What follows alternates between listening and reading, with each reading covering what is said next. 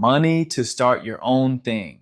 Let me start by naming what I'm seeing in the comments because it matters. A lot of you aren't asking how to survive anymore. You're asking how to build. I'm seeing comments like, I'm 100% P and T and want to start a business. I'm finishing my GI Bill and looking into VR&E. Where do we actually get startup money? Can VR&E help me build something? That tells me something important. A chunk of this audience is done just trying to make it month to month. You're thinking longer term.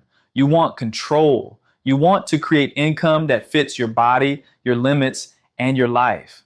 This video is not about hype.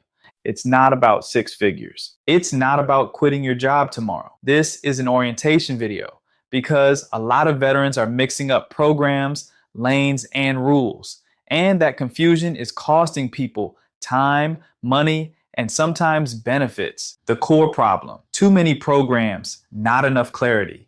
Here's the issue in plain English. Veterans hear GI Bill, VR&E, SSDI, grants, business money, and they assume it's all part of the same bucket. It's not. Each of these programs answers a different question. If you don't know which question you're answering, you'll ask the wrong program for the wrong thing. And that's where frustration starts. So before we talk about money, grants, or businesses, we have to answer one thing first. What lane are you actually in? GI Bill versus VR&E, the first fork in the road. Let's slow this down. The GI Bill is an education benefit. Its job is to pay for school or training. That's it. It doesn't care if the education leads to a job. It doesn't care if it fits your disability. It doesn't care if it leads to self-employment. It pays for education. Now, VR&E, vocational rehabilitation and employment, is a rehabilitation and employment program. Different mission. VR&E exists to help a veteran achieve suitable employment or independence given their service-connected disabilities. That distinction matters because VR&E can include education, but only if that education supports the rehab goal. And one of the official VR&E tracks is self-employment. This is where a lot of people's ears perk up and also where a lot of confusion starts. What VR&E self-employment actually is. Let me be very clear here. Because the internet gets this wrong, VR&E self-employment is not a business grant program. It is a rehabilitation pathway for veterans whose disabilities make traditional employment difficult or unrealistic. In that lane, VR&E can support things like developing a business plan, evaluating feasibility, training in operations or management, guidance toward implementation. The VA's own language centers on feasibility and viability, not funding your dream. That's why some veterans get supported and others don't. It's not about motivation. It's about whether the business makes sense as a rehabilitation outcome.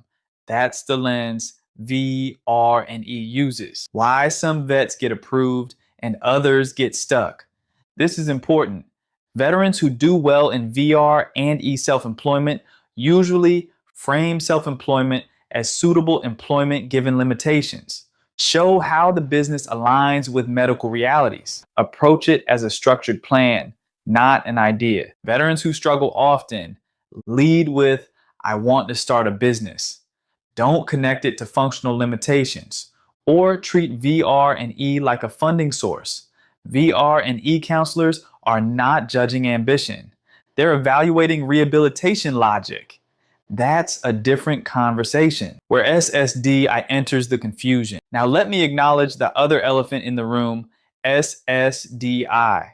A lot of veterans are asking, if I'm on SSDI, can I build a business? Does VR&E conflict with SSDI? We are not answering those questions yet on purpose. But here's what you need to understand at this stage. SSDI has its own rules. VR&E has its own rules. And self-employment is treated differently than regular wages under SSDI.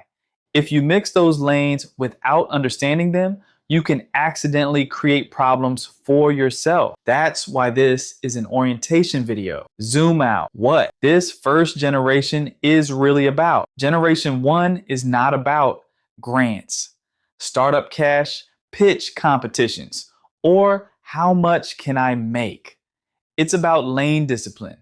Before you ask, where's the money? You have to ask, which system am I working inside? Because each system answers a different question. G, I Bill answers, what education do you want? VR&E answers, what work is suitable given your disability? SSDI answers, what level of work activity is allowed? If you don't separate those, you'll get mixed signals and bad advice.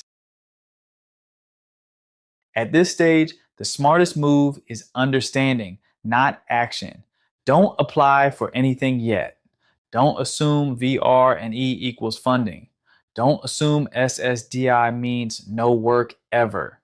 Now, we'll talk about realistic startup money paths, veteran grant competitions versus reality, contracting as a hidden lane, and SSDI guardrails when building something. But right now, the takeaway is simple. Veterans can build, but you have to pick the right lane first. If you watch the first part, you already understand the most important thing. This isn't about motivation, it's about lanes. In this second part, we're going to talk about where startup money actually comes from, what VR&E can and cannot do for business, and how SSDI fits into all of this without blowing things up. No shortcuts, no fantasy checks, just real options and real constraints. VR&E self-employment, what it can actually support. Let's start with VR&E self-employment because this is where expectations get people stuck. VR&E is not a startup grant program. It's a rehabilitation program. So when VR&E supports self-employment, it's not saying greater than we believe in your business idea. It's saying self-employment may be suitable employment given your disabilities. That's a huge difference. In this lane, VR&E may help with business plan development, feasibility and viability analysis, training related to running the business, tools or equipment only if tied directly to the rehab goal. What VR&E is evaluating is not upside, it's sustainability. Can this business reasonably support the veteran? Does it fit medical limitations? Is it realistic, not aspirational? That's why counselors push back sometimes.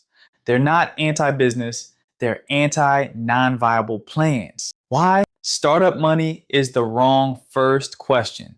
A lot of veterans jump straight to, where's the startup money? That's understandable, but it's backwards. The better question is, greater than who's the first customer? Because outside of very specific disability adaptation scenarios, most veteran business support isn't a check, it's access. Access to training, mentorship, contracts, capital after validation. That's why the veterans who scale aren't chasing grants. They're chasing customers, the realistic money lanes. Let's talk about what actually exists. 1, training and mentorship, fastest, least risk. Veteran business outreach centers, boots to business programs, accelerators. These don't hand you cash, but they reduce mistakes. That matters more than money early on. Most businesses don't fail from lack of capital. They fail from bad decisions made too fast. 2, grant competitions. Small but real. There are veteran grant competitions, usually $5,000. Desmet Tukstoshi Doleri. $15,000. They're competitive. They're limited. They're not recurring income. These are boosters, not foundations. If someone is advertising easy veteran grants, pause. That's not how this works. 3, contracting. The lane nobody talks about. If a veteran wants real scale, this is often the lane. Federal, state, and local governments buy services every day. If your business solves a problem, janitorial, IT logistics, training, consulting, you don't need a grant, you need a purchase order. This is why veteran owned businesses that survive long term often say, my first big break wasn't a grant, it was a contract. Time SSDI. So, the part people are afraid to ask about. Now, let's talk about SSDI calmly. SSDI does not mean greater than you can never work again. It means greater than you can't engage in substantial gainful activity. And here's the part people miss. Self-employment is evaluated differently than wages. SSA looks at income, hours, role in the business, and whether the work activity shows ability to sustain SGA. That means you can accidentally create problems by scaling too fast, paying yourself incorrectly, or not understanding how activity is evaluated. This is not a reason to avoid building. It's a reason to understand the rules before you move. SSDI plus business is not impossible. It's just not casual. How to think about this safely. Here's the mental model that keeps veterans out of trouble.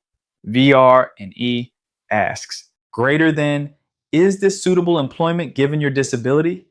SSDI asks, does this activity show capacity for substantial work? Business asks, do you have a customer and a repeatable process? If you try to answer all three at once without separating them, you'll get bad advice. If you respect the lanes, this becomes manageable. What not to do. This saves people. Do not quit benefits based on internet success stories. Assume VR&E equals funding. Assume SSDI equals zero work forever. Rush to monetize without understanding reporting. Most harm happens when veterans move emotionally instead of deliberately. Here's the part I want you to hear. Veterans already build at scale. There are over 1.6 million veteran-owned businesses in this country. The problem isn't capability, it's clarity. You don't need hype. You need to pick the right lane and stay in it. If you're a veteran thinking about building something, that's not reckless. It's often a rational response to unstable employment, physical limits, and wanting control over your future. Just don't let confusion cost you benefits or momentum. Build deliberately, respect the lanes, and don't let anyone sell you shortcuts that don't exist. That's how you turn I want to build into something real without blowing up what you've already earned.